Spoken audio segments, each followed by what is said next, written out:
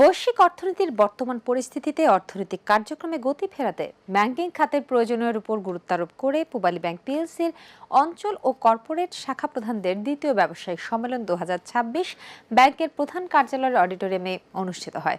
বিস্তারিত রিপোর্টে।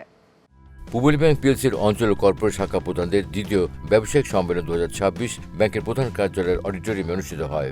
সকল অঞ্চল প্রধান, কর্পোরেট শাখা প্রধান এবং সকল বিভাগ প্রধান ও নির্বাহীদের অংশগ্রহণে সম্মেলনে প্রধান অতিথি হিসেবে উপস্থিত ছিলেন পূবালী ব্যাংকের ব্যবস্থাপনা পরিচালক ও প্রধান নির্বাহী কর্মকর্তা মোহাম্মদ আলী। বিশেষ অতিথি হিসেবে উপস্থিত ছিলেন ব্যাংকের উপব্যবস্থাপনা পরিচালক বৃন্দ মোহাম্মদ ইসা, মোহাম্মদ শাহাদাত হোসেন, আহমদ এনায়েত মঞ্জুর, মোহাম্মদ শাহনেওয়াজ খান ও মোহাম্মদ আনিসুজ্জামান। সম্মেলনে সভাপতিত্ব করেন জেনারেল ব্যাংকিং ও অপারেশন বিভাগের মহাব্যবস্থাপক মোহাম্মদ ফয়জুল হক শরীফ। কর্মক্ষেত্রে উৎসাহ বৃদ্ধির লক্ষ্যে 2025 সালে বিশেষ সাফল্যের জন্য 50 জন শ্রেষ্ঠ ব্যবস্থাপককে পদক প্রদান করা হয়।